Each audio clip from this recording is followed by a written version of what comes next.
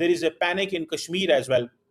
और वो पैनिक इसलिए है कश्मीर के अंदर कि सुनने में आया है कि इजराइल के कुछ इंटेलिजेंस के लोग जो हैं, इजराइल की इंटेलिजेंस के लोग, वो इस वक्त श्रीनगर और कश्मीर के अंदर मौजूद हैं। डेट एक नेक्सस बन रहा है बिटवीन इंडिया एंड इजराइल, और इनका एक पास में रिकॉर्ड भी है। अगर आप देखें कि जब हम काउंटर एटॉमिक फैसिलिटीज पे हमला करने के लिए, उस वक्त भी इंडिया इजराइल की एक प्लानिंग बनी थी। उन्होंने आना था, गुजरात से जहाज उड़ने थे, उन्हें स्ट्राइक करना था, वो पाकिस्तान को पता चल गया। अब जो लेटेस्ट न्यूज आ रही है कि जिस तरह हमारे मिनिस्टर्स ने भी इसको इशारा किया, इजरायली पहुंच चुके हैं श्रीनगर में। इजराइल के एम्बेसडर सुबह एक्सटर्नल अफेयर्स मिनिस्ट्री गए हैं और जाके उन्होंने मीटिंग की है, और इस मीटिंग से कोई फर्क पड़ता है? बिल्कुल फर्क पड़ता है। हम लोगों को ज्यादा से ज्यादा ओपिनियन चाहिए, क्योंकि पाकिस्तान पे होने वाला है हमला, बड़ा हमला। अच्छा, इस हमले के डर से पाकिस्तान की हालत हो गई खराब। कोई भी हाल निकालना चाहिए, किसी को भी अपनी आना कुर्बान करनी पड़े, कुछ भी हो, जंग नहीं होनी चाहिए। जंग का नाम ही तबाही है, बर्बादी है, खौफनाक है, होलनाकी है।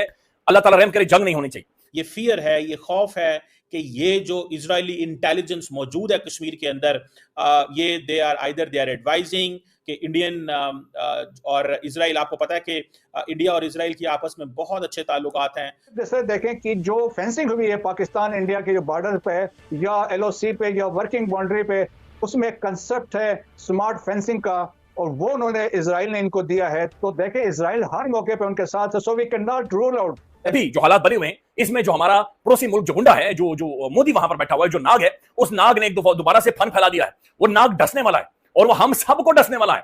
उसके लिए कोई इमरान खान, नवाज शरीफ, जरदारी, जनरल आसिम मुनीर, फौज, इंटेलिजेंस कुछ भी नहीं है। वो सबको, हम सबको बिल्कुल निगलना चाह रहा है।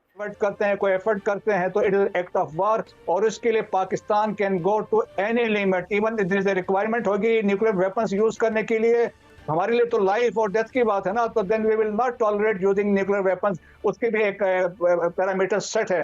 भारतवर्ष के पास 10 किलो टन, 50 किलो टन और उसके ऊपर टन के हेवी वेट न्यूक्लियर बॉम्ब्स हैं। अगर वो पाकिस्तान पे इस्तेमाल हो गए, खुदा ना खास्ता, आपके अगले 700 साल तक ना अनाज उगेगा ना चावल, रेडियो एक्टिव हो जाएगा पाकिस्तान। हम तो 5 गुना बड़े हैं, हम तो फिर भी अपने आप को संभाल। इजराइल की इंटेलिजेंस के लोग, वो इस वक्त श्रीनगर और कश्मीर के अंदर मौजूद हैं। अब आई डोंट नो कि ये क्या किस हद तक बात ठीक है, लेकिन ये फियर है, ये खौफ है कि ये जो इजरायली इंटेलिजेंस मौजूद है कश्मीर के अंदर, ये दे आर एडवाइजिंग, या इंडिया के साथ इनकी नॉर्मल कोलैबोरेशन है। बहरहाल ये भी बातें सामने आ रही हैं कि इंडियन और इजराइल, आपको पता है कि इंडिया और इजराइल की आपस में बहुत अच्छे ताल्लुकात हैं, और माजी में भी ये ताल्लुकात रहे हैं। लेकिन अब ये जो इंडियन एयरफोर्स जो एक्सरसाइज आक्रमण यानी कि अटैक कर रही है बड़े पैमाने पे, ये अपने सेंट्रल सेक्टर में कर रही है, जिसमें वो अपने main stream fighter aircraft fleet के जरिए, जिसे राफेल कॉम्बैट एयरक्राफ्ट कह सकते हैं, उनके जरिए ये सारा कुछ कर रहे हैं। अच्छा, अब इसमें थोड़ा सा चीज़ों को समझने की ज़रूरत होगी, देखने की ज़रूरत होगी, और वो ये है कि जो मुझे what I understand and what I foresee in this entire game में मैं जो देखता हूं कि इंडियन एयरफोर्स ये समझती है कि अब इस दफा हमें राफेल से कम जो फाइटर जेट्स हैं वो पाकिस्तान की साइड पे नहीं लगाने चाहिए। माजी में तो देखें इंडिया ने क्या किया था कि इंडिया ने अपने जो पुराने जेट्स थे उनका इस्तेमाल किया। इंडिया ने अपने पुराने जेट का इस्तेमाल किया, मिराज 2000 जेट्स इस्तेमाल हुए।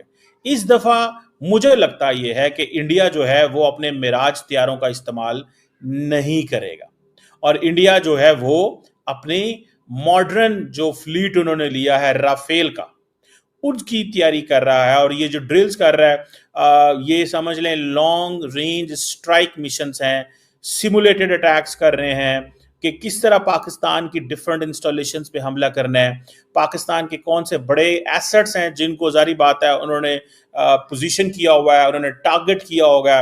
डेट एक नेक्सस बन रहा है बिटवीन इंडिया एंड इजराइल, और इनका एक पास में रिकॉर्ड भी है। अगर इजरायली जो Indian illegal occupied Jammu and Kashmir में आके वहां पे उन्होंने ट्रेनिंग भी दी थी उनके सिविल आर्म फोर्सेस को, पुलिस को, और फिर देखें ना, जो फार्मूला कश्मीर में फॉलो हो रहा है वही सेटलमेंट वाला, डेमोग्राफिक इम्बैलेंस वाला, अट्रॉसिटीज वाला, जेनोसाइड वाला वही मॉडल है। तो वो वहाँ पे कर रहे हैं। और फिर जैसे देखें कि जो फेंसिंग हुई है पाकिस्तान इंडिया के जो बॉर्डर पे या LOC पे या वर्किंग बाउंड्री पे, उसमें कंसेप्ट है स्मार्ट फेंसिंग का, और वो उन्होंने इजराइल ने इनको दिया है। तो देखें इजराइल हर मौके पे उनके साथ है। So we can not rule out a possibility जिसमें इजरायली असिस्टेंस शामिल हो, जिसमें कोई इसमें स्ट्राइक्स वगैरह हो। अगर ये इसमें कुछ डाइवर्ट करते हैं, कोई एफर्ट करते हैं, तो it is act of war, और उसके लिए Pakistan can go to any limit, even there is a requirement होगी न्यूक्लियर वेपन्स यूज करने के लिए। हमारे लिए तो लाइफ और डेथ की बात है ना, तो then we will not tolerate using nuclear weapons. उसकी भी एक पैरामीटर सेट है। लाइन ऑफ कंट्रोल पे हैप्पी दिवाली डिक्लेयर हो गई है साहब, दिवाली आ गई है। मैंने रिक्वेस्ट करा था अपने परसों के वीडियो में, मैं ये नहीं कह रहा कि मेरी रिक्वेस्ट की वजह से हुआ, बिल्कुल नहीं। हम जैसे हजारों लाखों हैं प्रधानमंत्री जी को आमने सामने उनके चलते हुए एडवाइस देने के लिए, हम तो कुछ भी नहीं है। लेकिन जो मैंने मांगा, मेरे मन की बात हो गई पूरी दोस्तों। अब लाइन ऑफ कंट्रोल दोबारा लाइव हो गई है। खबरें यह आ रही हैं कि पहले पाकिस्तान ने अटैक करा, फिर भारतीय फौज ने जवाब दिया। यह भारतीय मीडिया कवर कर रहा है। मेरा यह मानना है कि इंडियन आर्मी ने ठोक दिया। मैं आपको खुल के कह रहा हूं, झूठ क्यों बोलना यहां पे यार, जो है सो है, कर दिया तो कर दिया, है ना। इंडियन आर्मी ने ठोक दिया वहां पे पाकिस्तानी आर्मी को। यह पाकिस्तानी न्यूक्लियर फलाना, न्यूक्लियर ढिमका, भारत एक न्यूक्लियर पावर है, पाकिस्तान एक न्यूक्लियर पावर है, दोनों में लड़ाई हो जाएगी, दुनिया बर्बाद। यह पाकिस्तानी क्यों कह रहे हैं? आपको पता है पाकिस्तानी क्यों कह रहे हैं?